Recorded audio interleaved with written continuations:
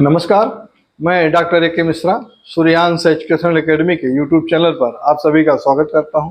दोस्तों, अभी तक हम लोगों ने दिल्ली सल्तनत को पढ़ा और दिल्ली सल्तनत की जो प्रशासनिक व्यवस्था थी उसके बारे में हम लोगों ने विस्तृत चर्चा कर ली। ठीक है, लेकिन आप देखेंगे जैसे जैसे दिल्ली सल्तनत की सत्ता कमजोर शासकों के हाथ में जाती है, उसी तरीके से धीरे धीरे दिल्ली सल्तनत का क्या होता है, पतन होने लगता है। ठीक है, सबसे पहले दिल्ली सल्तनत के पतन का सिलसिला शुरू होता है तैमूर आक्रमण। तैमूर आक्रमण कब होता है? तैमूर आक्रमण होता है 1398-99 ईस्वी में। ठीक है, तो सबसे पहले तो हम लोग क्या पढ़ रहे हैं आज हम लोग नया चैप्टर शुरू कर रहे हैं, स्वतंत्र प्रांतीय राज्य। ठीक है, स्वतंत्र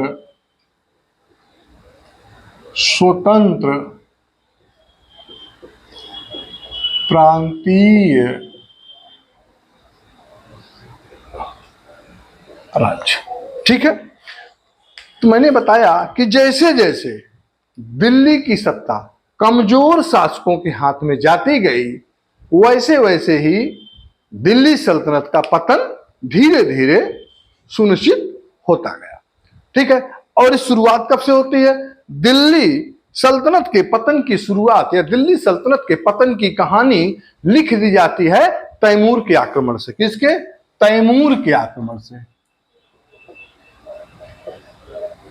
तैमूर के आक्रमण। और तैमूर का आक्रमण कब होता है? 1398-99 ईस्वी में।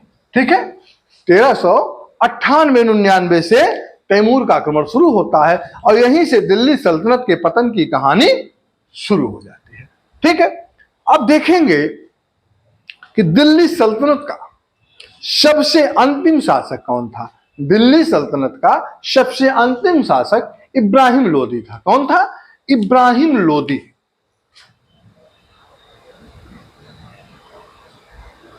इब्राहिम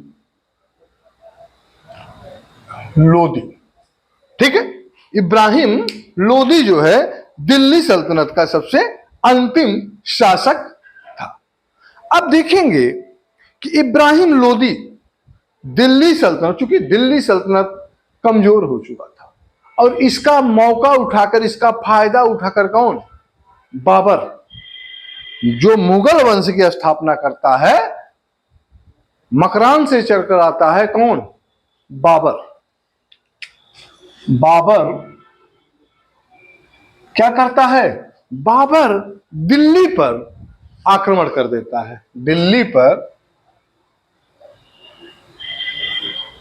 आक्रमण क्या कर देता है? ऐसा मानो दिल्ली पर आक्रमण करने के लिए प्रस्थान कर देता है और एक स्थान होता है पानीपत। पानीपत में आके अपना डेरा जो है बाबर जमा देता है। और जब इब्राहिम लोदी को पता चलता है तो इब्राहिम लोदी भी अपनी सेना लेकर उसके सामने आके खड़ी हो जाती है। बेशक इब्राहिम लोदी की सेना बहुत ज्यादा बड़ी थी, लेकिन उसमें आपसी फूट थे और बाबर की भी हिम्मत, या ऐसा कह सकते बाबर की क्षमता भी नहीं हो रही थी कि मैं आमने सामने इब्राहिम लोदी पर आक्रमण करके दिल्ली सल्तनत को हथिया सकूं। ठीक है, तो क्या करता है, जब दोनों सेनाएं आमने सामने होती है, बाबर इंतजार करता है कि इब्राहिम लोदी आक्रमण पहले करे। इब्राहिम लोदी सोचता है कि पहले बाबर आक्रमण करेगा तो मैं मुंह तोड़ जवाब दूंगा। ठीक है, लेकिन जब दोनों सेनाएं आमने सामने 2-4 दिन 5 दिन खड़ी रहती हैं, तो फिर एक दिन आप देखेंगे कि 19-20 अप्रैल की रात में, 19-20 अप्रैल 1500 26 ईस्वी में 19-20 अप्रैल की रात में 1526 ईस्वी में एक ऐसा कह सकते हैं कि गुरिल्ला युद्ध जैसे लड़ा जाता है। एक अचानक आधी रात में बाबर की सेना इब्राहिम लोदी की सेना पर आक्रमण कर देती है और इब्राहिम लोदी लड़ते लड़ते वही वीरगति को प्राप्त होता है। यह भी माना जाता है कि इब्राहिम लोदी ही पहला ऐसा शासक था जो है युद्ध में वीरगति को प्राप्त हुआ। दिल्ली सल्तनत का इब्राहिम लोदी पहला ऐसा शासक था जो युद्ध में वीरगति को प्राप्त हुआ। ठीक है, और यहां जो है शासन सत्ता किसके हाथ में आ जाती है? बाबर के हाथ में आ जाती है। बाबर मुगल वंश की स्थापना करता है और यही जो है क्या होता है, 300 वर्षों का जो दिल्ली सल्तनत का इतिहास है, 300 वर्षों का जो शासनकाल है, इब्राहिम लोदी के पतन के बाद या इब्राहिम लोदी के हार के बाद यही समाप्त हो जाती है। 300 वर्षों का क्या जो दिल्ली सल्तनत का इतिहास था वो क्या होता है, समाप्त हो जाता है। ठीक है, लेकिन आप देखेंगे कि जब तैमूर आक्रमण 1358 में शुरू होता है तो धीरे धीरे दिल्ली सल्तनत के अधीन जो राज्य थे धीरे धीरे क्या कर रहे थे, अपने को स्वतंत्र कर रहे थे। ठीक है, तो मैंने बताया कि 1398-99 के बाद से क्या हुआ, दिल्ली सल्तनत का विघटन जो है प्रारंभ हो जाता है। ठीक है, विघटन प्रारंभ हो जाता है और दिल्ली की जो सत्ता जो है, दिल्ली की सत्ता जो है ऐसा कह सकते हैं कि दिल्ली के सत्ता का या दिल्ली के सुल्तानों की दुर्बलता का लाभ उठाकर, दिल्ली के शासकों या सुल्तानों की दुर्बलता का लाभ उठाकर कौन, उत्तर व दक्षिण भारत के कई राज्य क्या किए, अपने को स्वतंत्र घोषित कर लिए, अपने को स्वतंत्र घोषित कर लिए और वो क्या हुए, स्वतंत्र हो गए।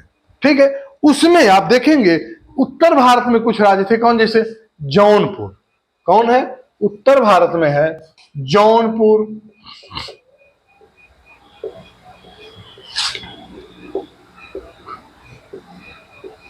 जौनपुर, कश्मीर, मालवा,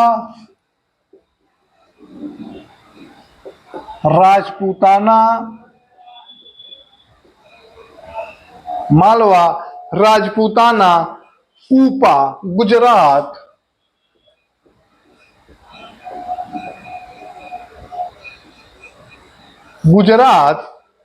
उड़ीसा व कामरूप, उड़ीसा व कामरूप क्या स्वतंत्र हो गए, स्वतंत्र राज्य हो गए। कहां, उत्तर में है। फिर यहीं आप देखेंगे दक्षिण में क्या हुआ, दक्षिण में विजयनगर की स्थापना होती है, विजयनगर साम्राज्य की स्थापना होती है, बहमनी साम्राज्य की स्थापना होती है,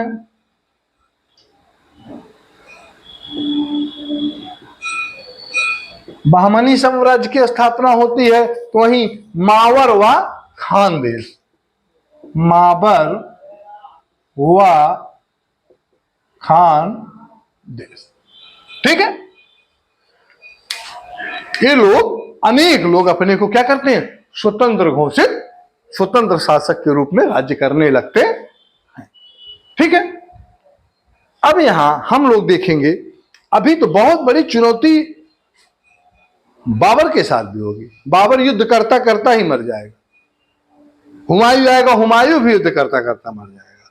क्योंकि वो क्या करता है, क्योंकि एक केंद्रीकरण सत्ता स्थापित करना चाहता है, जितने स्वतंत्र राज्य सबको अपने कब्जे में लेकर एक केंद्रीय स्वतंत्र सत्ता स्थापित करना चाहता है।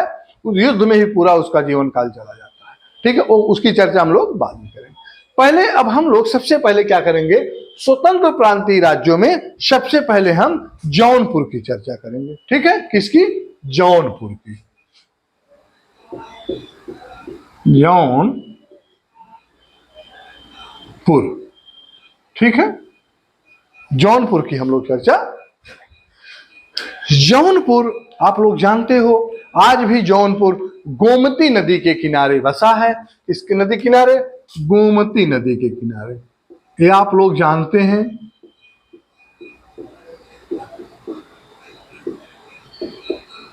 गोमती नदी बसा क्या है, गोमती नदी इसके बीचों बीच जा रही है। ठीक है, लेकिन जो मेन सिटी है वो क्या है, आज के समय में तो गोमती नगर उसके बीचों बीच जा रहे हैं, लेकिन तत्कालीन समय में गोमती नदी के किनारे पर जौनपुर बसा था। ठीक है, अब आप देखेंगे इसकी स्थापना किसने की थी? इसकी स्थापना किसने करी थी? मैं पढ़ा चुका हूं जब मैं फिरोज शाह तुगलक को पढ़ा रहा था। ठीक है, इसकी स्थापना फिरोज शाह तुगलक ने अपने चचेरे भाई जौना खां, जिसे हम मोहम्मद बिन तुगलक कहते हैं, कौन करा? फिरोज शाह तुगलक।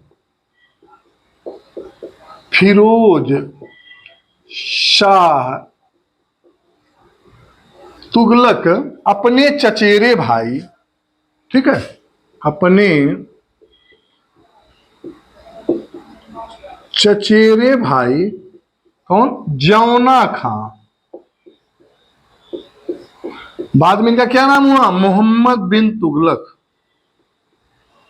मोहम्मद बिन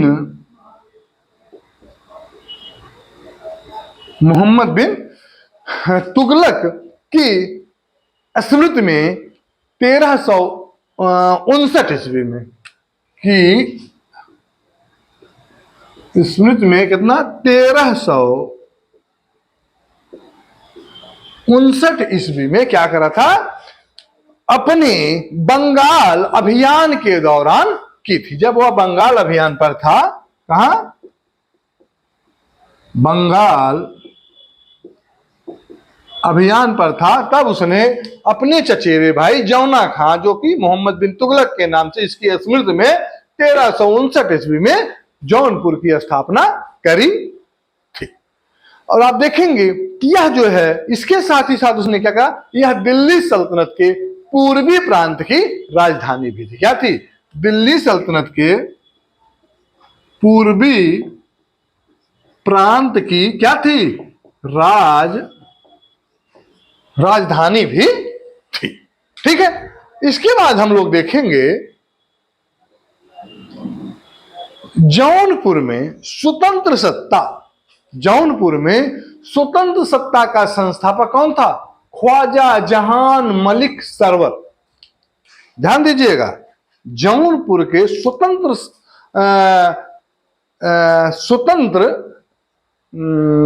सत्ता का संस्थापक, स्वतंत्र सत्ता का संस्थापक कौन था? स्वतंत्र सत्ता का संस्थापक मतलब कि सबसे पहले अपने को स्वतंत्र किसने घोषित करा था? कौन? तो ख्वाजा जहान मलिक सरवर। कौन? ख्वाजा जहान मलिक। ख्वाजा जहान मलिक सरवर नामक कौन था? एक हिजड़ा था। ख्वाजा जहान मलिक सरवर नामक एक हिजड़ा था, जिसने जो है मलिक उस सर्क, ख्वाजा जहान मलिक सरवर, इसने क्या करा? इसने स्वतंत्र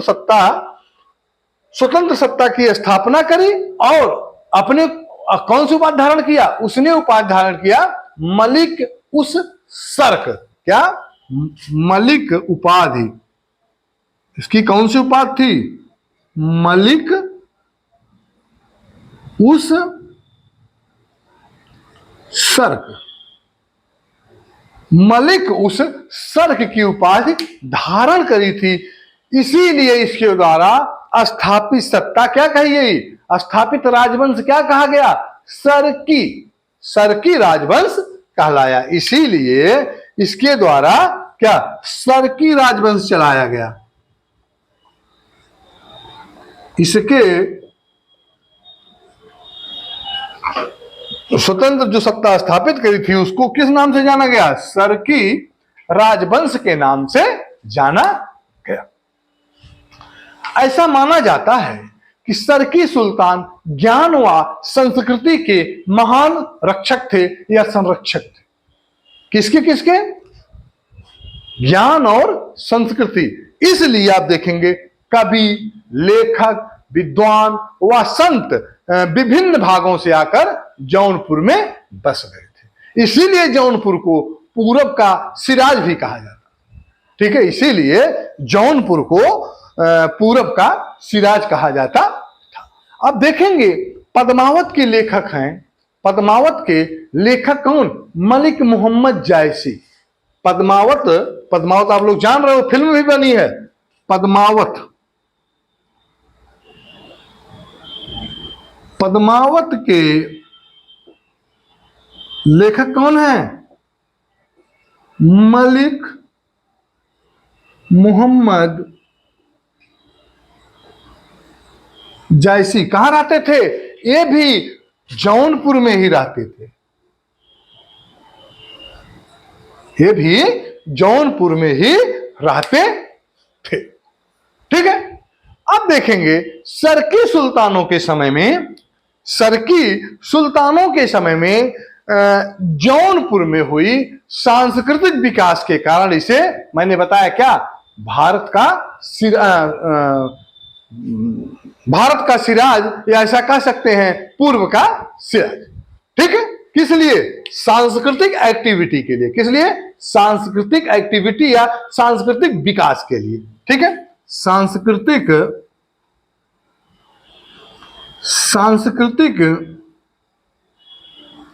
विकास के कारण से क्या गया, क्या कहा गया?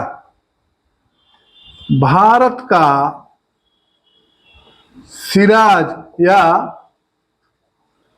पूर्व का सिराज। ठीक है, सॉरी, सरकी राजवंश के, ठीक है, सरकी राजवंश में 6 शासक कौन कौन? मलिक सरवर, मुबारक शाह, इब्राहिम शाह, महमूद शाह, मोहम्मद शाह, हुसैन शाह। ये 4 सरकी राजवंश के थे। कौन कौन? ध्यान दीजिएगा, ये जानना जरूरी है। कभी कभी पूछ लिया इनमें से कौन सरकी राजवंश का शासक था, तो वही आप भूल जाते हो, वही क्वेश्चन आप गलत करके चले आते हो।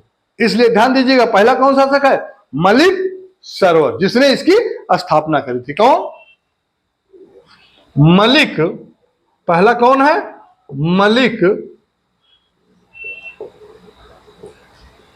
सरवर। इसकी उपाधि क्या थी? इसकी उपाधि थी मलिक उस सर्क। इसीलिए इसके राजवंश को क्या कहा गया? सरकी राजवंश। ध्यान दीजिएगा, मत भूलिएगा। दूसरा शासक कौन है? दूसरा है मुबारक शाह। कौन है? दूसरा है मुबारक शाह। तीसरा कौन है? तीसरा है इब्राहिम शाह। कौन है? इब्राहिम शाह।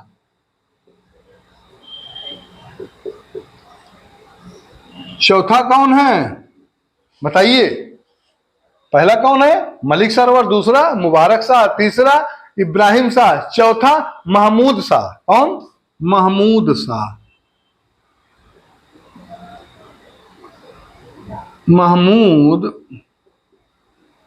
महमूद शाह। तो वहीं आप देखेंगे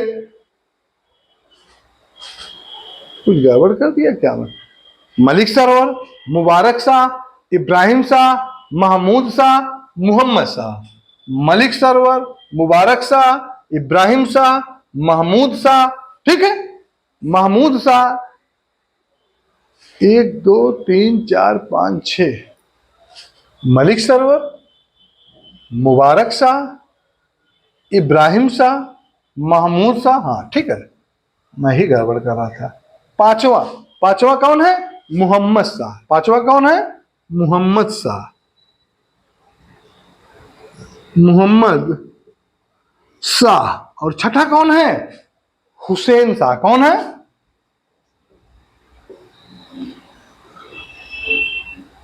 हुसैन शाह। ये जो है छह सरकी राजवंश के छह शासक। इब्राहिम शाह सरकी जो है क्या था? इब्राहिम शाह जो नंबर 3 पे हैं, इब्राहिम शाह क्या थे? इब्राहिम शाह सरकी वंश के महानतम शासक थे। क्या इब्राहिम शाह सरकी राजवंश के महानतम शासक थे? क्यों? इन्हीं के समय में सांस्कृतिक विकास चरमोत्कर्ष पर पहुंचा, इसीलिए इसे भारत का सिराज भी कहा गया। इसीलिए इब्राहिम शाह सरकी राजवंश के सबसे महानतम शासक थे। ठीक है, यहां तक क्लियर हुआ। आगे हम लोग बढ़ते हैं और आप देख लीजिए इसके शासन में, किसके? इब्राहिम शाह सरकी, सॉरी इब्राहिम शाह के शासन में अटाला मस्जिद व जाता मस्जिद का निर्माण भी करवाया गया। किसका किसका? अटाला मस्जिद जौनपुर में आज भी है। अटाला मस्जिद मस्जिद और जाता मस्जिद, ठीक है, अटाला मस्जिद और जाता मस्जिद का निर्माण करवाया गया। तथा जौनपुर को, तथा मैंने बताया क्या, क्यों? क्योंकि इस समय सांस्कृतिक विकास अपने चरमोत्कर्ष पर था, इसीलिए इसे भारत का सिराज की उपाधि भी प्राप्त हुई। ठीक है, और आप देखेंगे मैं बता दिया कि इस वंश का अंतिम शासक कौन था? हुसैन शाह। इस वंश का अंतिम शासक कौन था? हुसैन शाह था। मलिक सरवर का दत्तक पुत्र कौन? मुबारक शाह। मलिक सरवर का, ये मलिक सरवर, इसका दत्तक पुत्र कौन है? मुबारक शाह। और मुबारक शाह का पुत्र, मुबारक शाह सरकी वंश का प्रथम शासक था। ठीक है, मुबारक शाह जो है मलिक सरवर का दत्तक पुत्र था। मुबारक शाह मलिक सरवर का दत्तक पुत्र था और उसने सुल्तान की उपाधि धारण करी थी। ठीक है, कितने में? 1399 ईस्वी में। मुबारक शाह 1399 ईस्वी में सुल्तान की उपाधि जो है धारण करी थी। ठीक है, बस जौनपुर में इतना। आगे हम लोग देखेंगे बंगाल। आगे हम लोग बंगाल को पढ़ेंगे।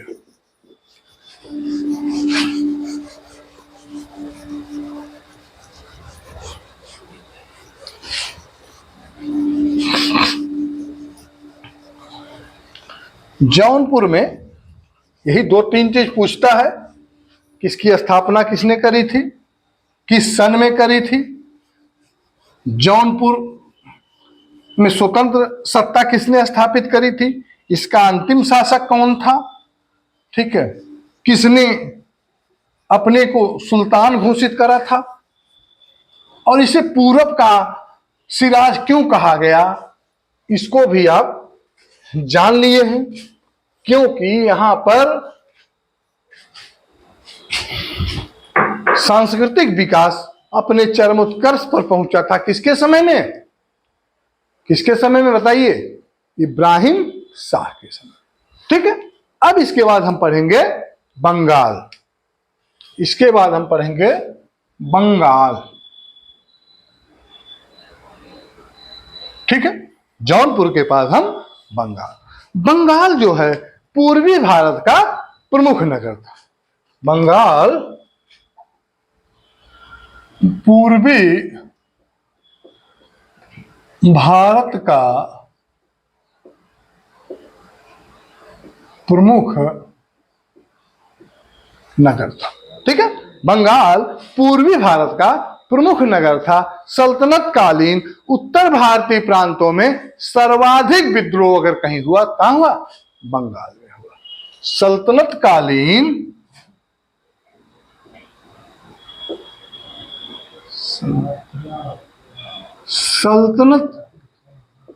कालीन सबसे ज्यादा विद्रोह अगर किसी प्रांतों में हुआ तो कहां हुआ? बंगाल में। सर्वाधिक विद्रोह,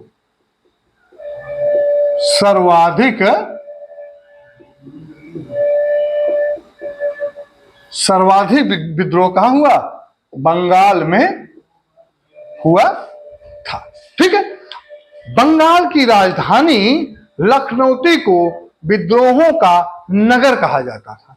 ठीक है, बंगाल की राजधानी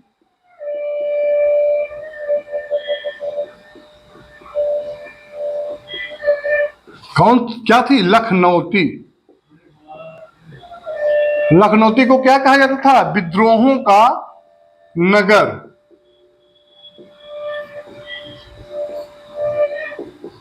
विद्रोहों का नगर कहा जाता था।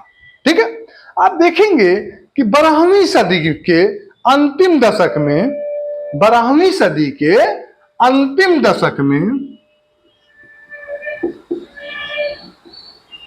सदी के 12वीं सदी के अंतिम दशक में इख्तियारुद्दीन मोहम्मद बख्तियार खिलजी, कौन? बख्तियार खिलजी, लिख दीजिए,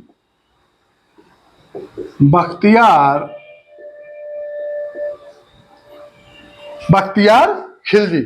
इनका पूरा नाम क्या था? इनका पूरा नाम था इख्तियारुद्दीन मोहम्मद बख्तियार खिलजी ने क्या किया? बंगाल को दिल्ली सल्तनत में मिलाया था। ठीक है, बख्तियार खिलजी क्या करते? बंगाल को दिल्ली सल्तनत पे 12वीं शताब्दी में मिला लिया था। ठीक है, दिल्ली से दूर होने के कारण बंगाल पर नियंत्रण करना क्या था? कठिन था। दिल्ली से बंगाल काफी दूर था, इसलिए वहां पर दिल्ली से नियंत्रण नहीं किया जा सकता था, या ऐसा कहा जा सकता है दिल्ली से नियंत्रण करना बहुत कठिन था। फिर क्या होता है? फिर आप देखेंगे कि समय समय पर इसीलिए समय समय पर दिल्ली के शासकों को क्या करता है? विद्रोह कर दिल्ली की सत्ता को चुनौती दी जाती थी बंगाल के शासकों द्वारा। दिल्ली के शासकों को चुनौती दी जाती थी सत्ता के लिए। आप देखेंगे कि एक शासक होते हैं बलवन के समय में 1279, ठीक है, बलवन दिल्ली सल्तनत का सुल्तान था। 1279 ईस्वी में तुगरिल खां ने विद्रोह किया था। बलवन के समय में 1279 में कौन विद्रोह किया था? वहां का जो शासक था तुगरिल खां। ऐसा कहा जा सकता है कि वहां का जो प्रांतपति था या सूबेदार था, कौन था? तुगरिल खां। तुगरिल खां क्या करता है? तुगरिल खां ने विद्रोह किया था, जिसे दबाकर बलवन ने अपने पुत्र, जिसे दबाकर इसके विद्रोह को दबाया, और बलवन क्या करता है? बलवन अपने पुत्र बुगरा खां को, किसको? अपने पुत्र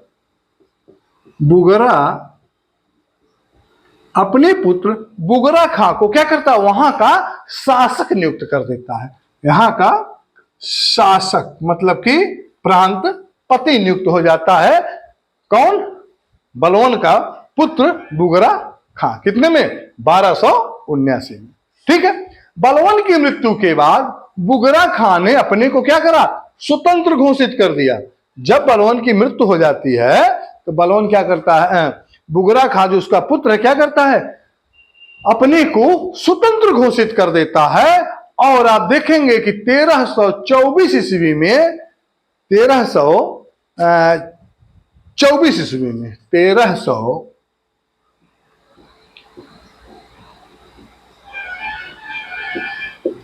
1324 ईस्वी में गियासुद्दीन तुगलक के बंगाल अभियान, 1324 ईस्वी में कौन? गियासुद्दीन तुगलक, गियासुद्दीन तुगलक क्या करता है?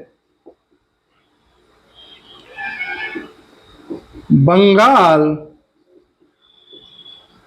अभियान करता है।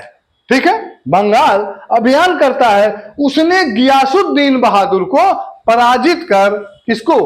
गियासुद्दीन बहादुर को पराजित कर नासिरुद्दीन को बंगाल में अपना अधीनस्थ क्या करा? नियुक्त, शासक नियुक्त कर दिया। मतलब कि इनको पराजित करता है, ये अपना नाम क्या घोषित कर लिए थे?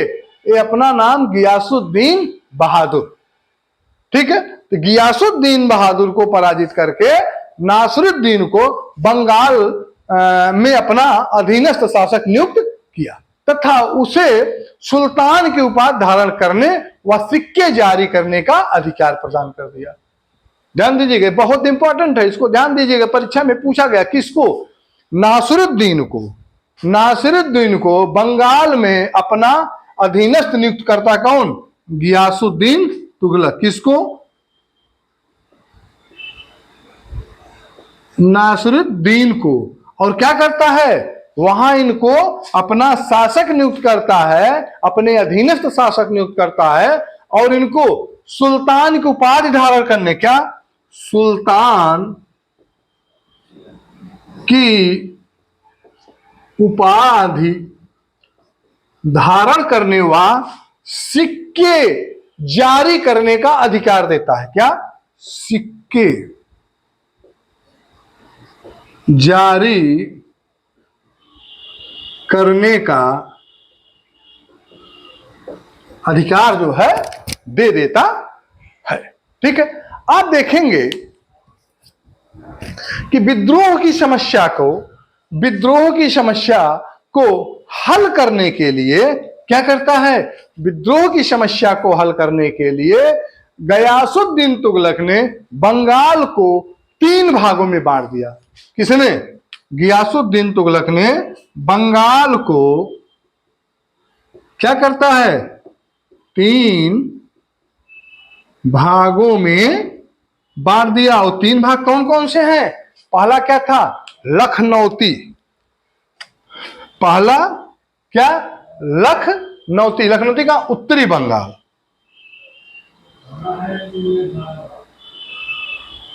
लखनौती मतलब कि उत्तरी बंगाल। दूसरा सोनारगांव। क्या? सोनारगांव। इसे क्या कहा गया? सोनारगांव मतलब कि पूर्वी बंगाल।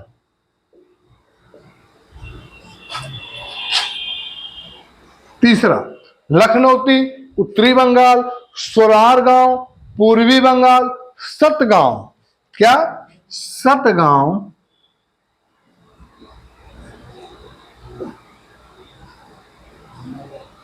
दक्षिणी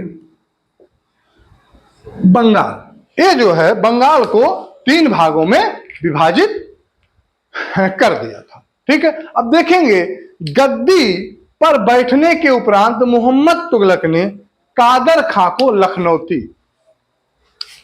लखनौती में कौन आया? कादर खां। कादर खां। ठीक है, लखनौती में कादर खां तो वहीं जो है लखनौती में, हाँ, कादर खां को लखनौती का, और आप देखेंगे इजुजुद्दीन अल उल को सतगांव।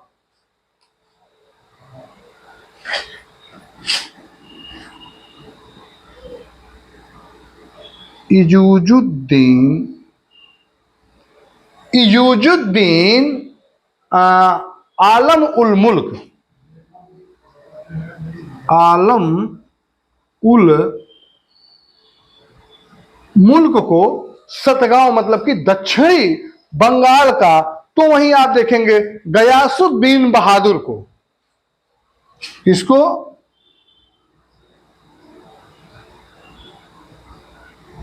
गयासुद्दीन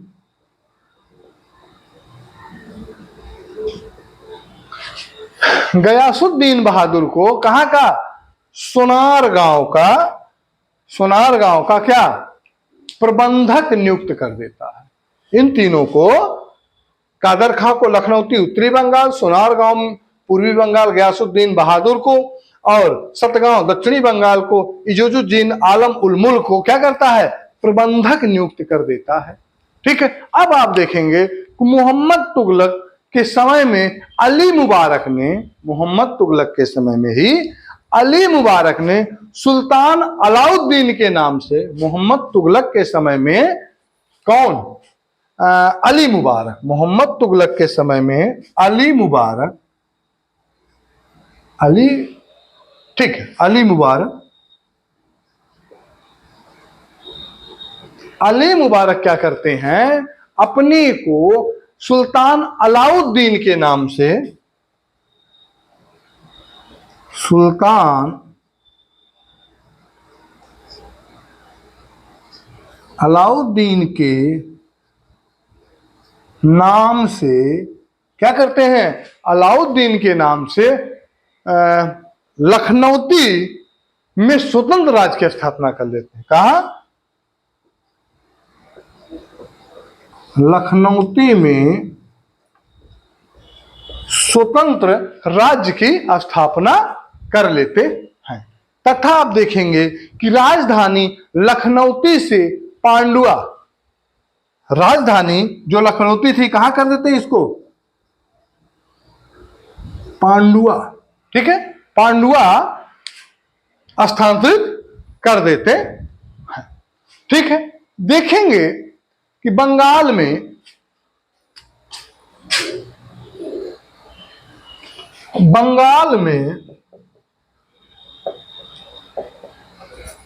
एक इलियास, बंगाल में इलियास शाही वंश का संस्थापक कौन था, इलियास शाही वंश का संस्थापक कौन था, हाजी इलियास। बंगाल में इलियास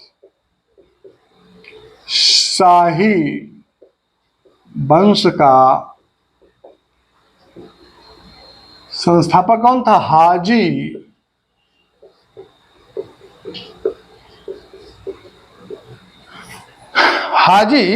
इलियास। हाजी इलियास जो है, या ऐसा कह सकते हैं कि इलियास शाही वंश का संस्थापक हाजी इलियास था, किंतु क्या करता है, किंतु मलिक हाजी इलियास ने उसके विरुद्ध क्या करता है, विद्रोह कर देता है, और विद्रोह करके उसकी हत्या कर देती है। और तथा क्या करता है, स्वयं सुल्तान शमसुद्दीन के नाम से, स्वयं क्या करता है, सुल्तान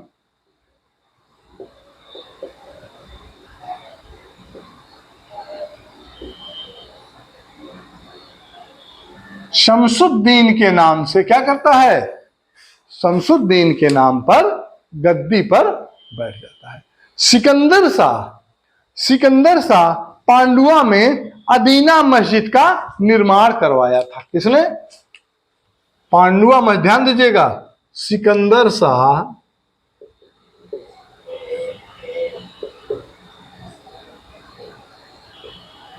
पांडुआ क्या है, पांडुआ पूर्वी बंगाल की राजधानी है। सिकंदर शाह पांडुआ में अदीना मस्जिद, कौन सी मस्जिद थी, अदीना मस्जिद का क्या कर था, निर्माण करवाया था। अब देखेंगे कि अलाउद्दीन हुसैन ने हुसैनी वंश की नींव डाली। कौन, अलाउद्दीन हुसैन ने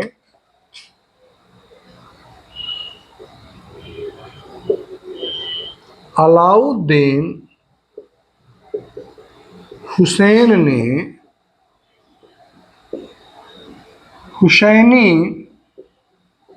वंश की नींव, हुसैनी वंश की नींव डाली थी। हिंदुओं ने, आप देखेंगे कि हिंदुओं ने कृष्ण का अवतार, हिंदुओं ने किसे, अलाउद्दीन हुसैन को, अलाउद्दीन हुसैन को हिंदुओं ने,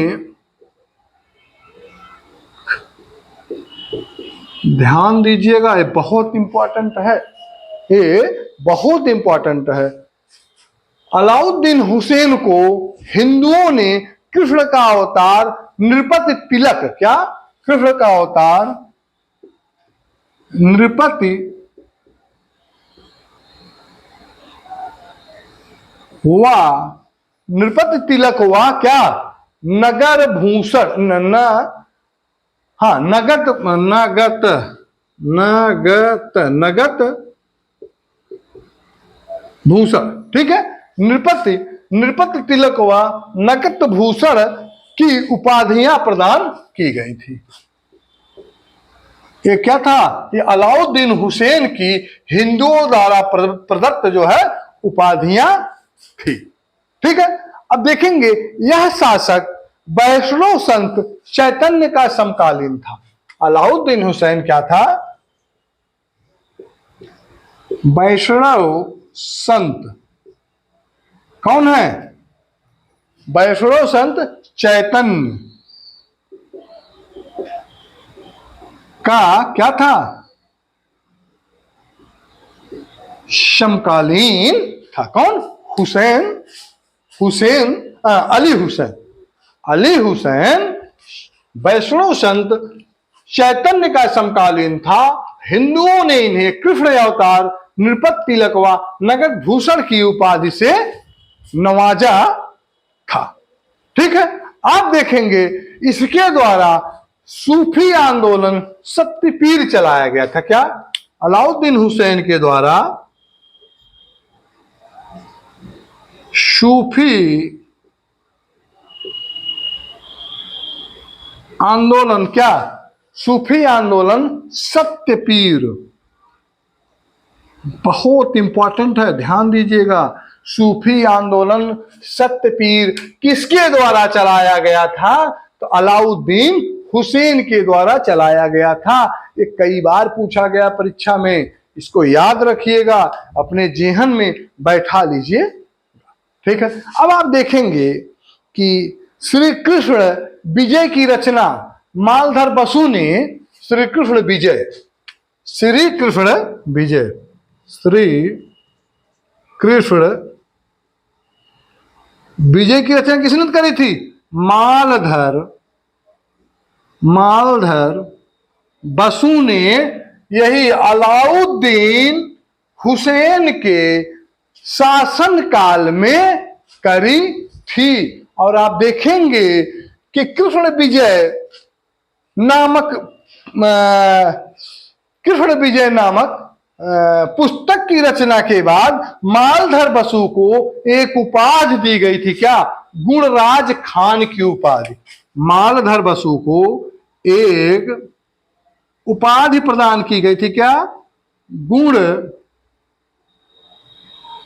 क्या उपाधि प्रदान की गई थी, गुणराज खान। क्या, गुणराज